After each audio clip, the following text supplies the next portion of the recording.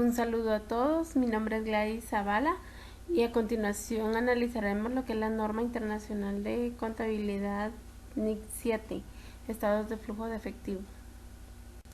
El objetivo de esta norma es requerir el suministro de información sobre los cambios históricos en el efectivo y equivalentes al efectivo de una entidad mediante un estado de flujo de efectivo. Para eso, el estado de flujo de efectivo se clasifica por tres actividades, que es el de actividades por operación, de inversión o de financiación.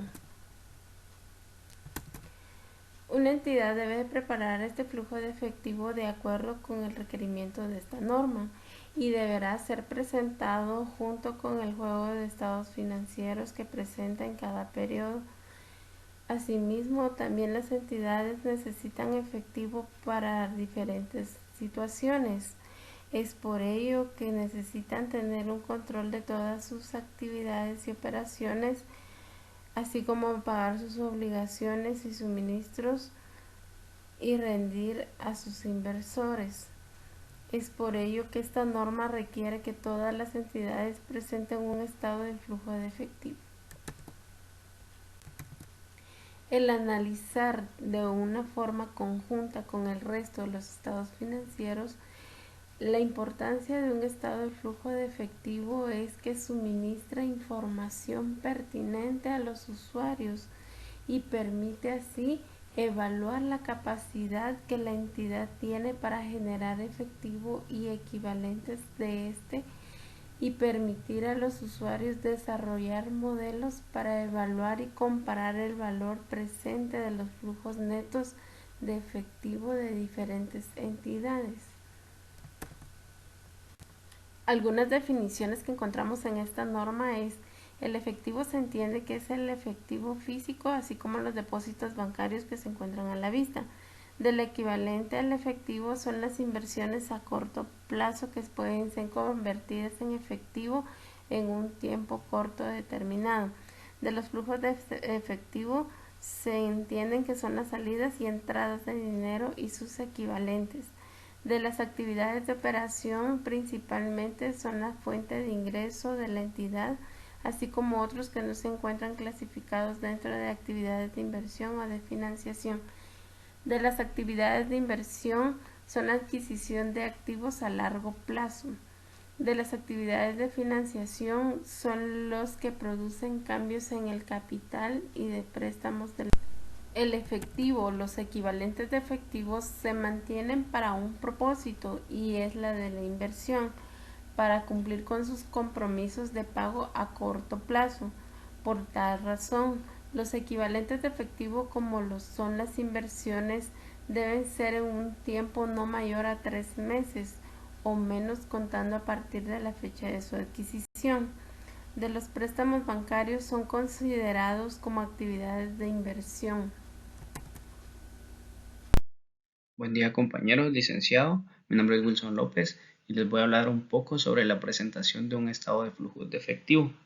Este nos informa sobre el movimiento de efectivos habidos durante el periodo, clasificándolos por actividades de operación, inversión y financiamiento, sin importar cuál de los dos métodos realicemos, ya sea el directo o el indirecto, que más adelante mi compañero Gerson explicará. Cada entidad presenta sus flujos de efectivo de la manera que resulte más apropiada, según la naturaleza de sus operaciones. Actividades de operación. Este es un indicador clave de la generación de fondos líquidos provenientes de las actividades principales de la entidad, las cuales nos servirán para pagar préstamos, mantener la capacidad de operación, pagar dividendos y realizar nuevas inversiones, sin recurrir a fuentes externas de financiamiento. Ejemplo, tenemos cobros procedentes de la venta de bienes y prestación de servicios, cobros procedentes de regalías, cuotas, comisiones y otros ingresos de actividad ordinaria, pago a proveedores por el suministro de bienes y servicios, pagos por cuenta de empleados y los cobros por el arrendamiento y posterior venta de estos activos, que también se consideran como flujo de efectivo procedente de actividades de operación. Luego tenemos actividades de inversión. Esta área es importante porque tales flujos de efectivo representan la medida en la cual se han hecho desembolsos que nos producirán ingresos y flujos de efectivo en el futuro. Solo los desembolsos que den lugar al reconocimiento de un activo en el estado de situación financiera cumplen las condiciones para su clasificación como actividades de inversión. Como por ejemplo tenemos pagos por la adquisición de propiedad, planta y equipo, activos intangibles y otros activos a largo plazo. Cobros por venta de propiedades, plantas y equipos, activos intangibles y otros activos a largo plazo. Pago por la adquisición de instrumentos de pasivos o de patrimonios emitidos por otra entidad, así como participaciones en negocios conjuntos. Cobro por venta y reembolso de instrumentos de pasivos o de capital emitido por otra entidad. Anticipo de efectivo y préstamos a terceros. Por último tenemos actividad de financiamiento. Este resulta útil al realizar la predicción de necesidad de efectivo para cubrir compromisos con los suministradores de capital a la entidad. Acá tenemos, por ejemplo, cobros procedentes de la emisión de acciones u otros instrumentos de capital, pago a los propietarios por adquirir o rescatar las acciones de la entidad, cobros procedentes de la emisión de obligaciones sin garantía, préstamos, bonos, cédulas hipotecarias y otros fondos tomados en préstamos ya sea a corto plazo o largo plazo, y reembolsos en efectivo de fondos tomados por préstamos, y pagos realizados por el arrendatario para reducir una deuda pendiente procedente de un arrendamiento. Buenas tardes, compañeros y licenciado. Mi nombre es Gerson Ortiz. Continuando con el tema de la NIC 7, hablaré de la información sobre flujos de efectivo de las actividades de operación. La entidad debe informar acerca de los flujos de efectivo de las operaciones usando el método directo o el método indirecto. El método directo se presenta por separado las principales categorías de cobros y pagos en términos brutos. Método indirecto. Se comienza presentando la ganancia o pérdida en términos netos, cifra que se corrige luego por los efectos de las transacciones no monetarias por todo tipo de partidas de pago diferido y acumulaciones, que son la causa de cobros y pagos en el pasado o en el futuro, así como las partidas de pérdidas y ganancias asociadas con flujos de efectivo de operaciones clasificadas como de inversión o financiación. Se aconseja a las entidades que presenten los flujos de efectivo utilizando el método directo. Este método suministra información que puede ser útil en la estimación de los flujos de efectivo futuros, lo cual no está disponible utilizando el método indirecto. En este método directo, la información acerca de las principales categorías de cobros o pagos en términos brutos puede ser obtenida por uno de los siguientes procedimientos: utilizando los registros contables de la entidad o ajustando las ventas y los costos de las ventas, así como otras partidas de los estados de resultados. En el método indirecto, el flujo neto por actividad de operación se determina corrigiendo la ganancia o la pérdida en términos netos por los efectos de los cambios habidos durante el periodo en el inventario y en las cuentas por cobrar y por pagar derivadas de las actividades de operación. Las partidas en reflejo en el efectivo, tales como depreciación, provisión de impuestos diferidos, pérdidas y ganancias, participación en ganancias no distribuidas de asociados e intereses minoritarios, así como cualquier otra partida cuyo efecto monetario se considere flujo de efectivo de inversión o financiación. Información sobre flujos de efectivo de las actividades de inversión y financiación.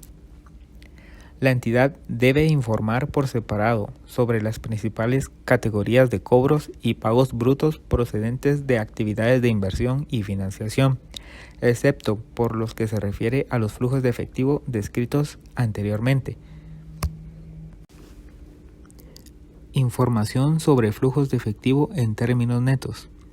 Los flujos de efectivo que proceden de los siguientes tipos de actividades de operación, de inversión y de financiación pueden presentarse en términos netos, tales como cobros y pagos por cuenta de clientes, siempre y cuando los flujos de efectivo reflejen la actividad del cliente más que la correspondiente a la entidad.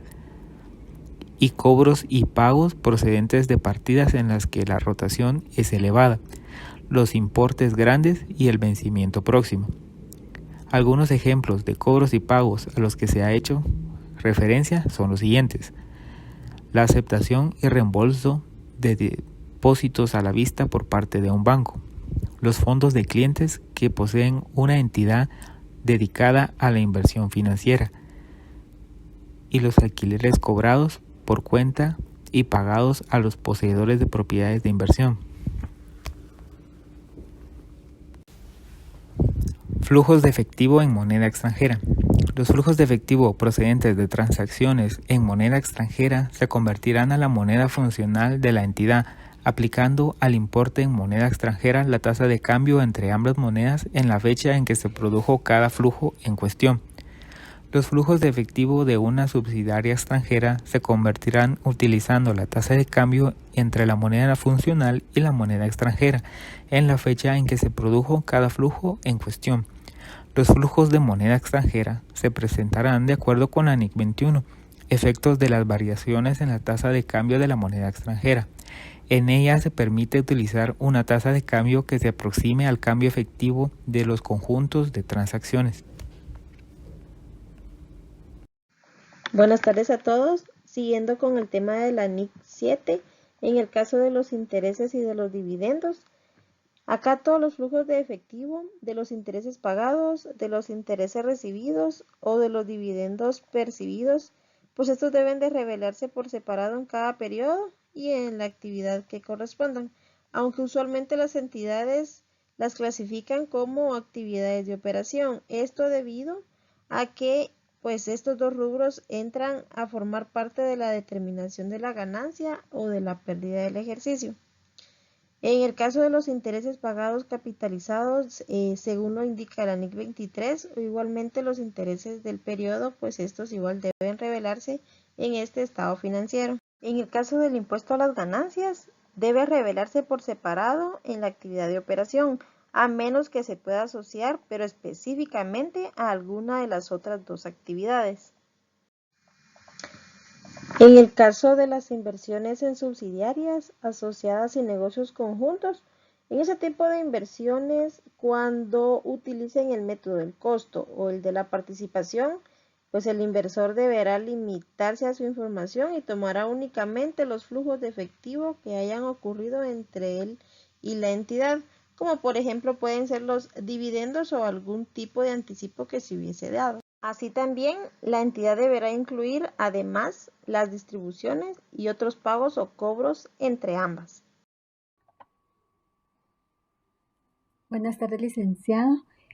Siguiendo con el tema de la NIC 7, yo les voy a hablar sobre los cambios en la participación de propiedad en subsidiaria y otros negocios. Mi nombre es Karen Hernández. Los movimientos en flujo de efectivo en subsidiarias u otros negocios deben presentarse y clasificarse como actividades de inversión.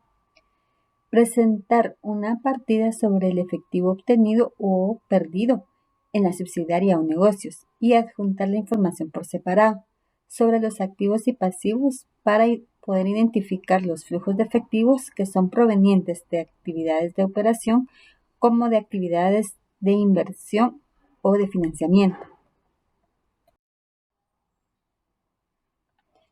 Los movimientos contables del efectivo y sus equivalencias en las subsidiarias u otros negocios se incluyen en el estado de flujos de efectivo. Si estos movimientos no dan lugar a una pérdida, se clasificarán como actividades de financiamiento. Cuando se dan movimientos en el patrimonio de la subsidiaria o del negocio, se deben contabilizar como transacciones del patrimonio. Transacciones no monetarias. Las transacciones de inversión o financiamiento en las cuales no requieren efectivo equivalencias al efectivo. Al ser movimientos contables donde no se presentan cambios en los saldos momentáneos de efectivo o equivalencias, es adecuado que dichas partidas no se presenten en el estado de flujo de efectivo. A continuación tenemos ejemplos de las transacciones no monetarias. Una de ellas son la adquisición de activos, ya sea asumiendo directamente los pasivos o mediante un arrendamiento. La compra de una entidad mediante una ampliación de capital. Y por último tenemos la conversión de deuda en patrimonio. Buenas tardes, licenciado, compañeros. Mi nombre es Brenda Ortiz y siguiendo con el tema del anexo 7 de flujos de efectivo, hablaré sobre los cambios en los pasivos que surgen de las actividades de inversión. Una entidad revelará la información que permita a los usuarios de los estados financieros evaluar los cambios en los pasivos producidos por las actividades de financiación. En esto se deben incluir tanto los derivados de los flujos de efectivo como los que no implican flujo de efectivo.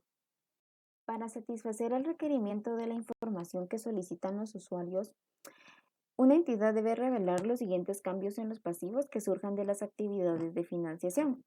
El primer punto es los cambios que proceden de los flujos de efectivo por estas mismas actividades de financiación.